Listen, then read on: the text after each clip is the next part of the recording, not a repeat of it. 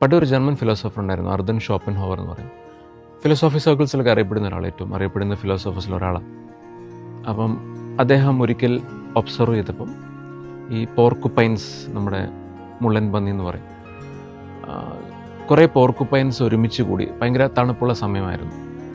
And തണുപ്പത്ത് നിന്ന് രക്ഷപ്പെടാൻ വേണ്ടി ഇവരൊന്നിച്ചു കൂടി, 4-5 പേര് ഒന്നിച്ചു കൂടി, ശരീരം തമ്മിൽ പൊട്ടത്തക്ക രീതിയിൽ ഒന്നിച്ചു കൂടി. എന്നാൽ പെട്ടെന്ന് തന്നെ എല്ലാവരും ശരീരം തമ്മിൽ മുട്ടിക്കഴിഞ്ഞപ്പോൾ എല്ലാവരും അവിടെ നിന്ന് എടുത്ത് ചാടി, 4 സൈഡിലേക്കും ചാടിയിട്ട് 4 പേരും വേദന കൊണ്ട് പൊളയുന്നതായിട്ട് കണ്ടു. അപ്പോൾ ഈ 4 പേര് ഇങ്ങനെയാണെന്ന് പൊളയുന്നത് ഷോപ്പൻഹോവർ കണ്ടു.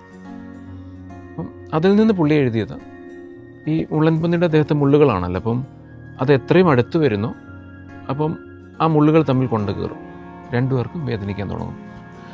അപ്പം വേദന വന്നപ്പോൾ മുള്ളൻപന്നികൾ തെന്നി മാറിയപ്പോൾ എന്താണ്, വീണ്ടും ഡിസ്റ്റൻസായി. അപ്പോൾ വീണ്ടും തണുക്കാൻ തുടങ്ങി. വിചാരിച്ച് നമുക്ക് അടുത്ത് കഴിഞ്ഞാലും പ്രശ്നമാണ്, ദൂരെ മാറിക്കഴിഞ്ഞാലും പ്രശ്നമാണ്. അപ്പോൾ ഇവർ തമ്മിൽ 2 പേരും കൂടെ ചേർന്നൊരു മ്യൂച്വലി അഡ്ജസ്റ്റ് എന്ന രീതിയിലേക്ക് വന്നു. ഒരു 2 പേർക്കും വലിയ പ്രയാസമില്ലാത്ത രീതിയിൽ ഒരു സേഫ് ഡിസ്റ്റൻസിലേക്ക് വന്നു. ഒത്തിരി ദൂരവുമല്ല, എന്നാൽ ഒത്തിരി അടുത്തുമല്ല.